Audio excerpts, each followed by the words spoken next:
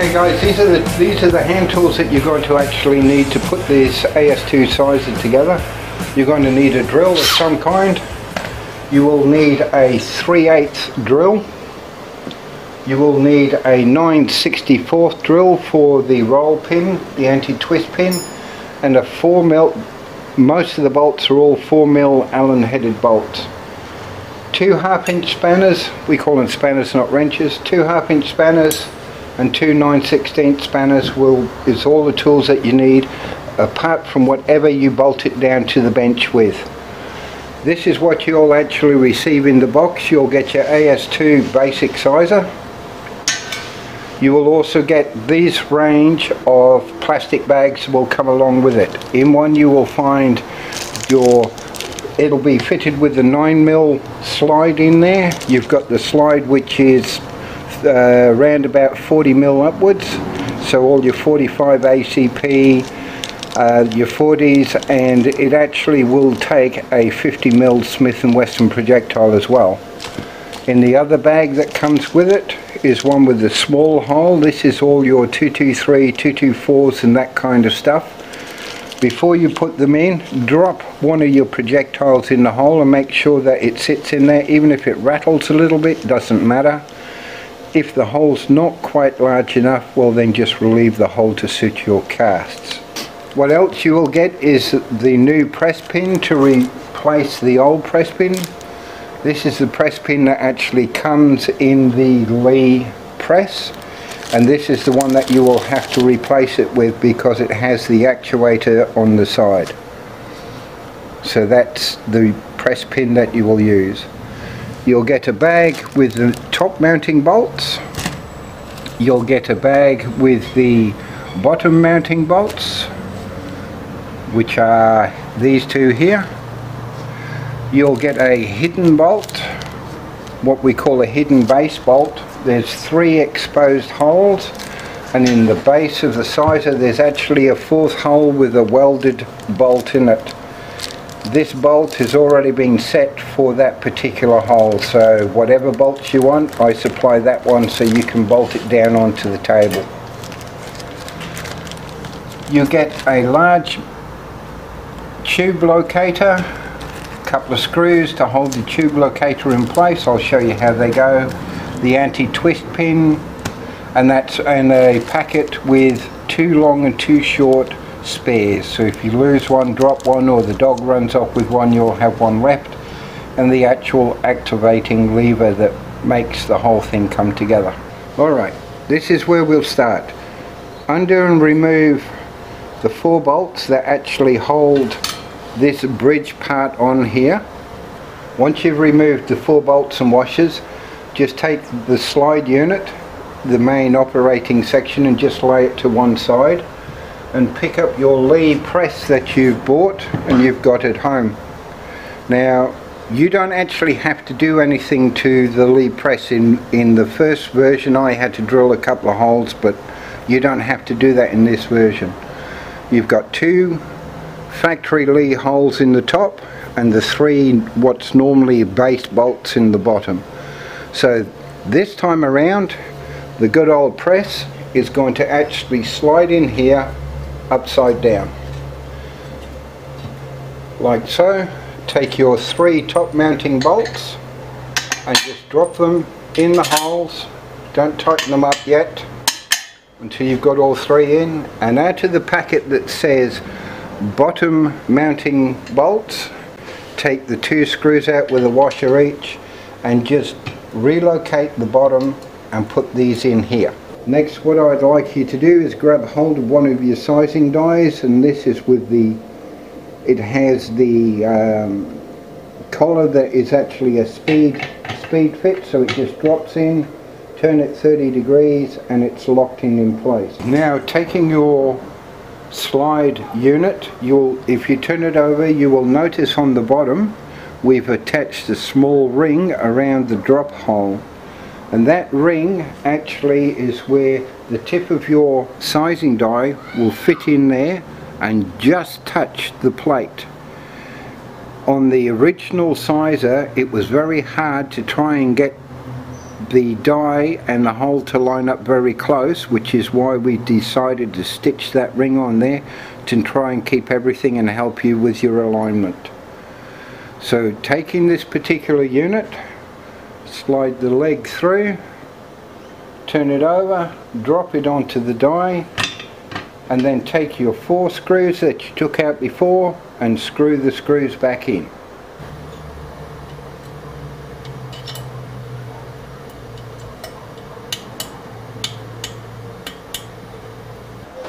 Once you've got the die set to the right depth and just touching the bottom of the plate, you will find it will be easy to remove and easy to put back in. If you screw it up too hard, so it pushes hard on the bottom of the sizing slide, it'll be very difficult to put in and out. If you can drop it in and out with it just touching the plate, then that's perfect. And then basically all you do that is you do that with all your dies, and then just set your dies in the die rack and put them to one side to whichever ones you want. Just write whatever size they are underneath them, and they're all there easy at hand. Using the 2 9/16 under the center bolt and drop out both sides of the press top, and you will have to take a 3/8 drill and relieve the holes in each one of the plates with the 3/8 drill, so your new press pin will go all the way through. And then all you have to do is put your plates back on, slide your press pin through, put the bolt back in here, nip the bolt up tight, and on the press pin one side has got a machined flat on it. Make sure that flat is uppermost, because when your actuating arm sits on it, that's where the nut will sit. Turn the pin so the flat is parallel or level, horizontal to the rest of the base. Now this is when it's going to get tricky. Taking a 9/64 drill, center punch the top of your ram smack in the middle. It's not hard to find, there's actually a milling mark from Lee in the top. Center punch it in the middle and then drill down until, I don't know if you can see it, I'll get Andrew to bring the camera over here. There's actually a line that's machined in the actual ram. So drill down till you get to approximately there, or at least all the way through the pin, making sure that it stays flat on the top. Drill all the way down to probably be about 1/2 inch, maybe just a fraction further than 1/2 inch. Then once you've drilled that hole, take your press pin, the anti-twist press pin, which is a steel roll pin, put it in the top in the hole, and then tap it all the way down until it's seated solid. And what that does is that keeps and locks this horizontal with your ram, so as it's actually actuating, the pin does not try to twist and bind up the linkage. So at all times it stays horizontal at the end. That's what that pin is actually for.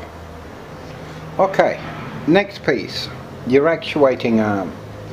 You've done all the hard work, the rest of this is really easy.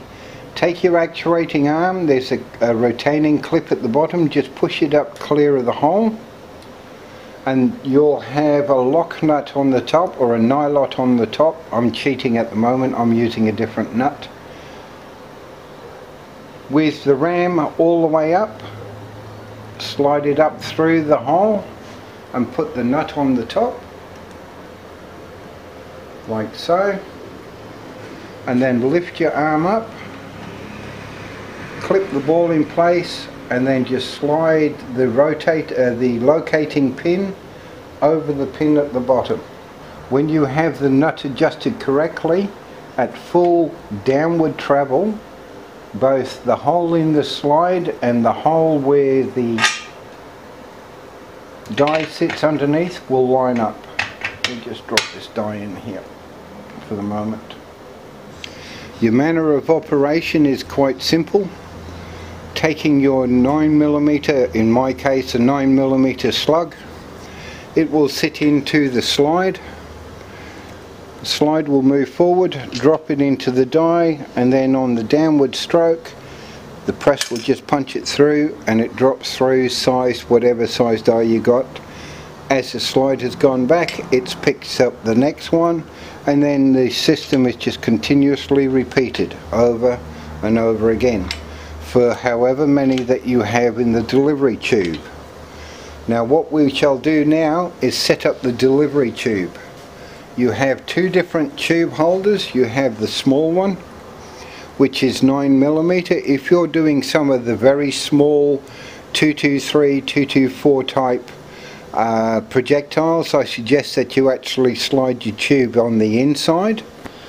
For the 9mm, 38s and all the other ones, Lee are very kind to give you this piece of plastic tubing which normally hangs off the bottom of your press where your old primers go in when you're depriming. Well, it's the perfect size tube to deliver 9mm, 38s and 40 slugs in a tube like so. Warm the end up with a cup of hot water or a hairdryer or something and fit the tube over onto the end like so. Okay, taking your two screws, put a washer on each, locate your tube and your screws just over here. Actually, you can cheat, just screw the screws in first. One washer, one screw, two washers, two screws.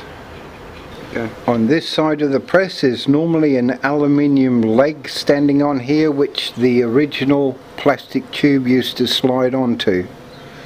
What I did is I took a 1/2" drill and I drilled the whole thing through all the way, and it's totally taken off that leg and put a 1/2" hole through there, because I found that this tube, with a little bit of coaxing,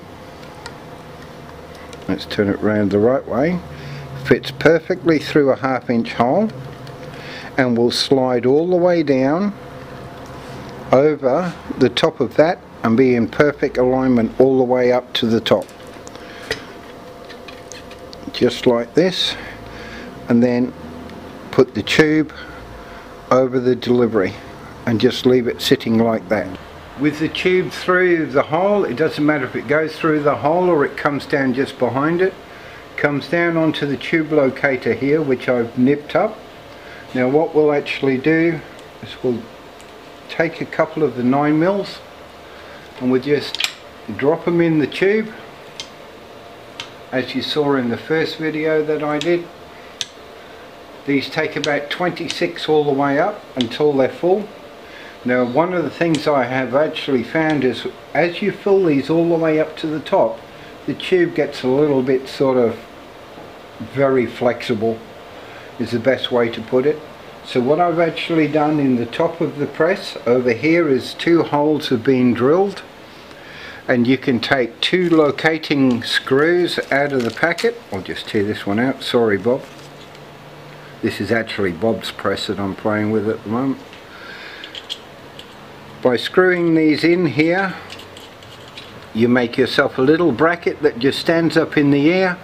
Just a piece of aluminium so far, tape it onto the tube and it supports the tube. There's two holes, so piece of wire, coat hanger, a little bit of aluminium bracketry, anything like that, and all it does is just support your tube.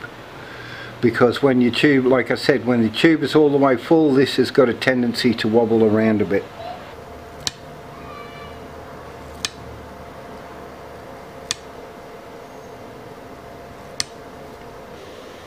Alright, so we put in 6 casts ready for sizing.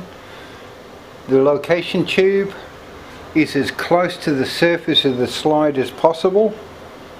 It doesn't actually have to touch, it's about a business card thickness away. And the reason that you need that so close is when two drop down, as it wipes the bottom one away, it's got to hold the second one in the queue still. Otherwise you'll end up with it locking up. Just put a little catch bucket there.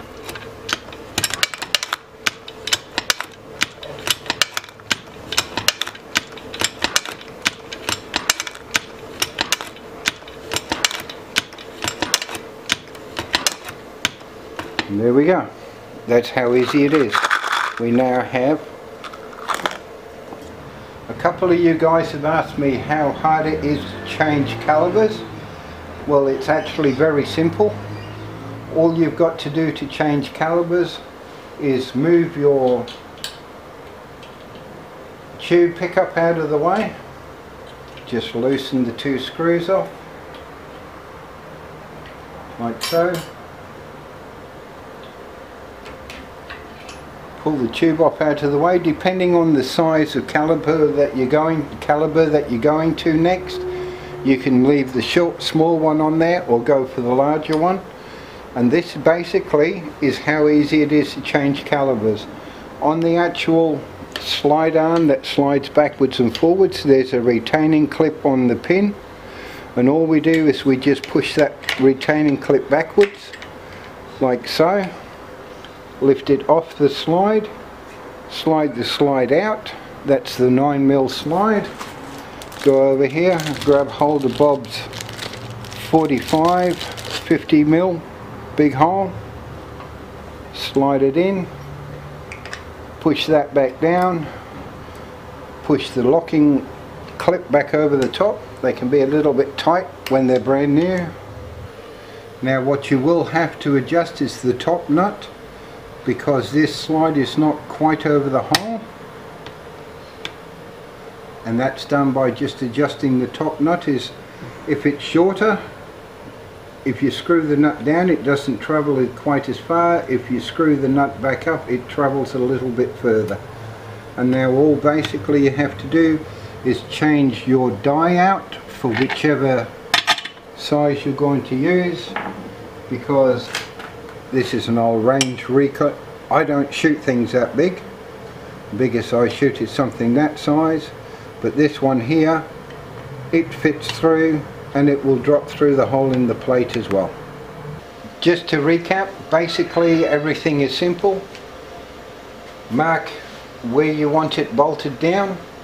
Use a piece of paper to mark the 4 holes. Mark 3 from the top. Turn it over, mark the one at the bottom. Drill your 4 holes, mount it down nice and securely. Take your slide mechanism off. Fit your press, just leave it loose until you're ready to tighten it up. Put the bridge in, tighten the bridge down, make sure that the dies, when you screw the die in, only just touch the bottom of the bridge. If they're in too tight, what will happen is you won't be able to get them out again and change them. So it's always best to have them so that as the die goes in, they just touch the bottom of the bridge. If they're too far down, because these are very short pins, you may find that you will punch the cast 3/4 of the way through the sizing die and it won't actually drop because your die is too far down. So the die needs to just touch the bottom of the bridge. Apart from that, changing your slide from one caliber to the other, it's as simple as taking the clip off here, lift it off the ball, slide it out. All the slides come with their own balls. Slide the next ball in, put it down with the split at the bottom on the clip, put the clip over, clip it back on again, and you're good to go.